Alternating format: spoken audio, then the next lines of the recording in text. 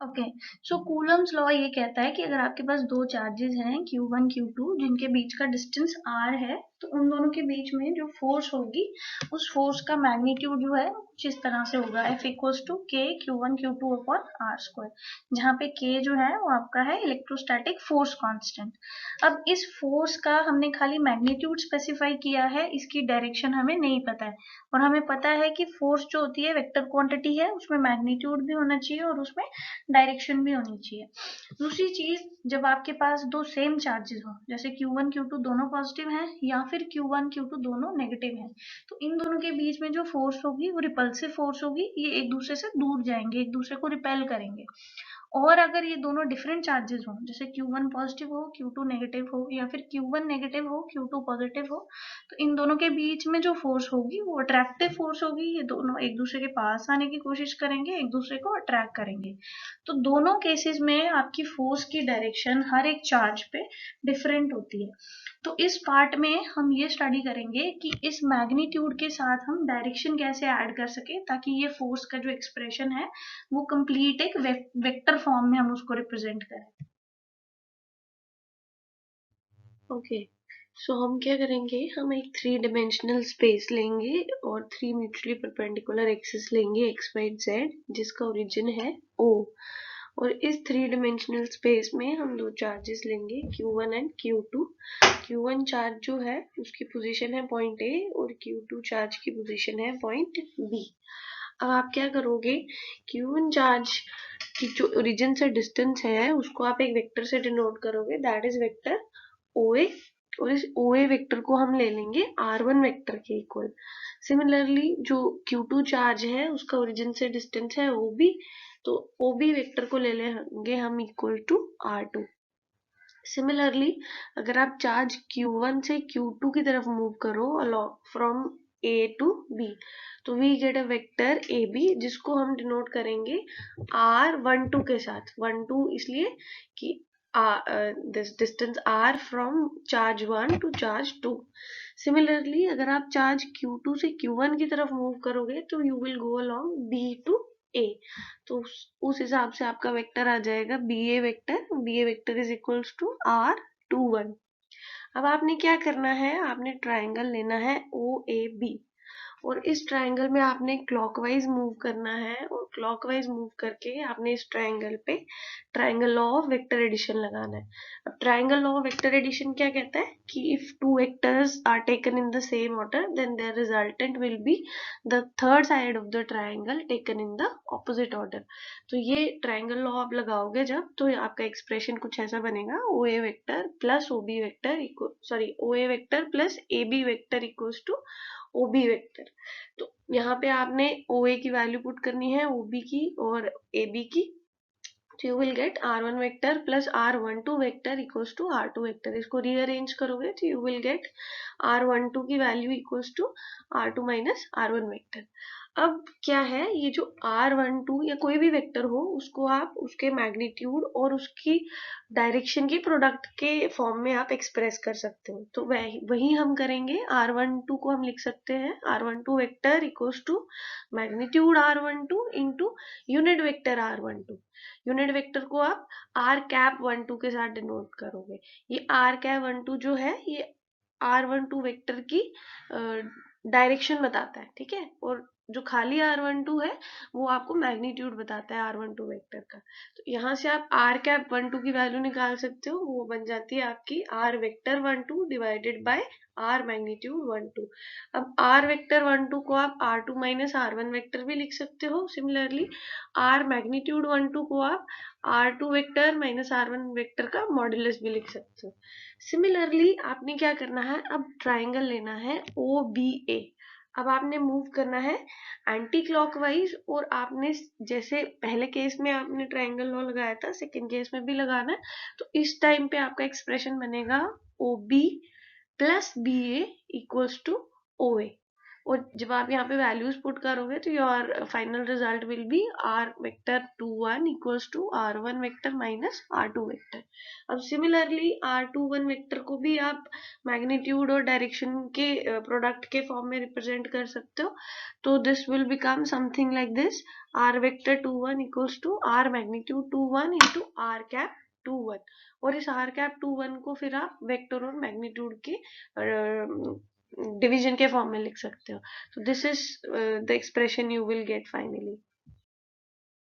Okay, so अगर आप r12 vector और r21 वेक्टर दोनों के मैग्नीट्यूड और डायरेक्शंस को देखो तो यू विल फाइंड कि दोनों का मैग्नीट्यूड जो है, दोनों की लेंथ जो है वो सेम है, खाली दोनों की डायरेक्शंस जो है ऑपोजिट है। एक वेक्टर जो है फ्रॉम ए टू बी जाता है, दूसरा vector from B to A जाता है।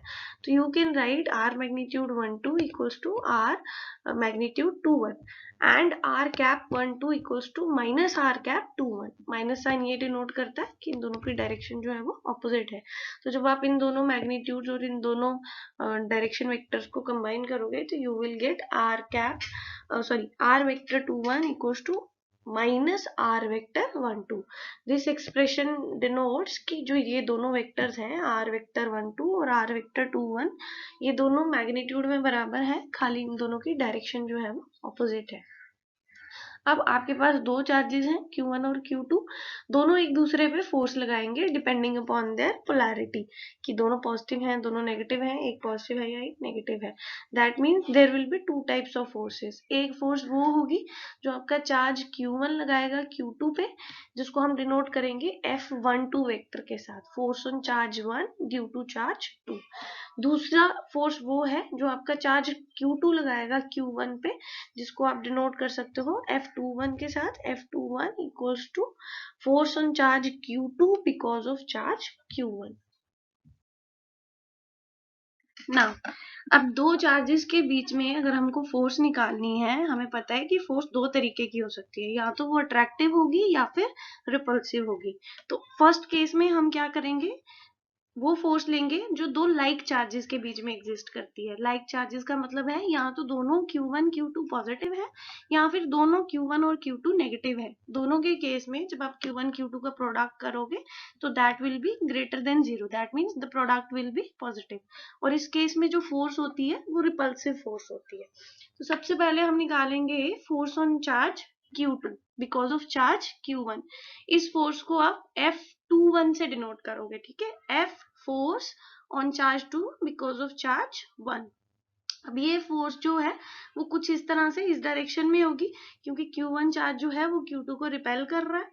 और इस फोर्स का कंप्लीट वेक्टर फॉर्म में एक्सप्रेशन निकालने के लिए हमको सबसे पहले ये देखना है कि ये जो F21 फोर्स है ये कौन से वाले पोजीशन वेक्टर की डायरेक्शन में है, ठीक है, R12 की डायरेक्शन में है या फिर R21 की डायरेक्शन में। ओके, सो इस डायग्राम से आप क्लियरली ये देख सकते हो कि आपका जो फोर्स है F21 वेक्टर वो R12 वेक्टर की डायरेक्शन में है।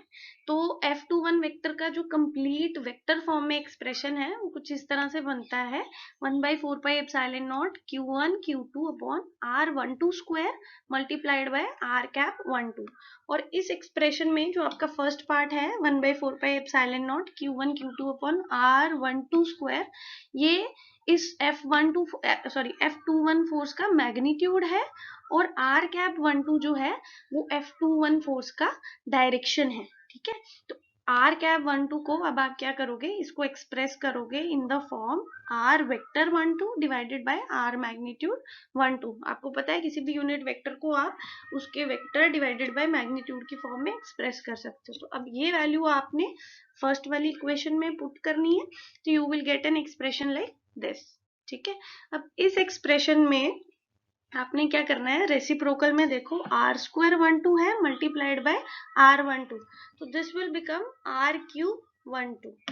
सिमिलरली आप R कैप 1 2 को एक और फॉर्म में एक्सप्रेस कर सकते हो, R cap 1 2 equals to R2 minus R1 vector divided by modulus of R2 vector minus R1 vector. Again ये वाली वैल्यू आप फर्स्ट वाली इक्वेशन में पुट करोगे तो you will get an expression like this.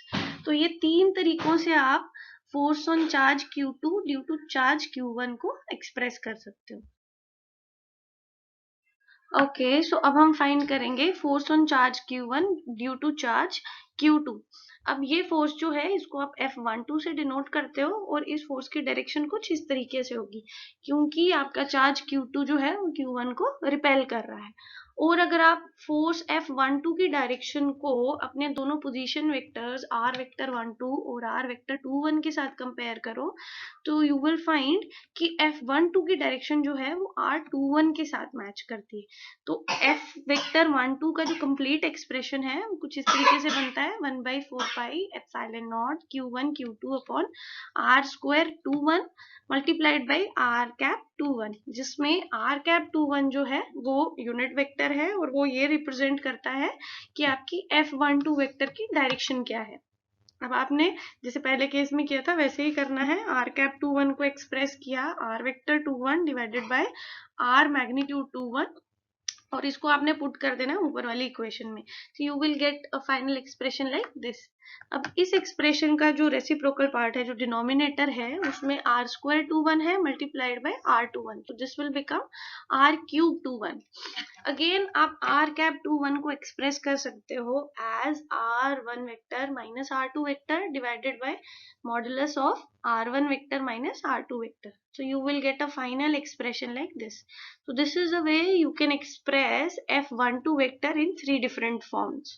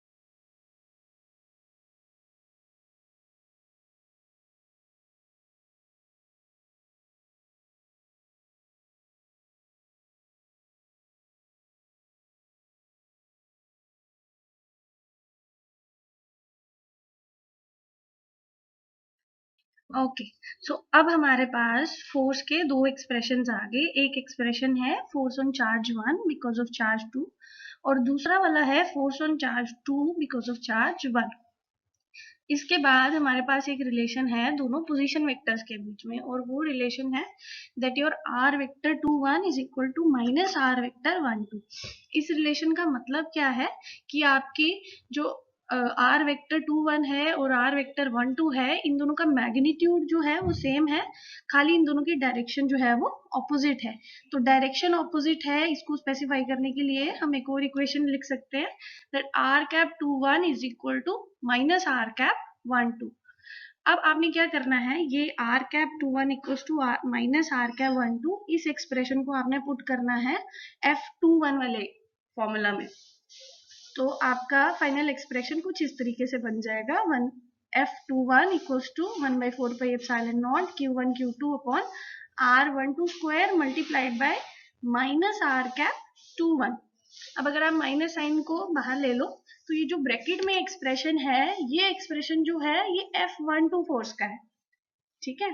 तो आप इस पूरे एक्सप्रेशन की जगह F12 पुट करो, you will get a new equation F21 equals to minus F12।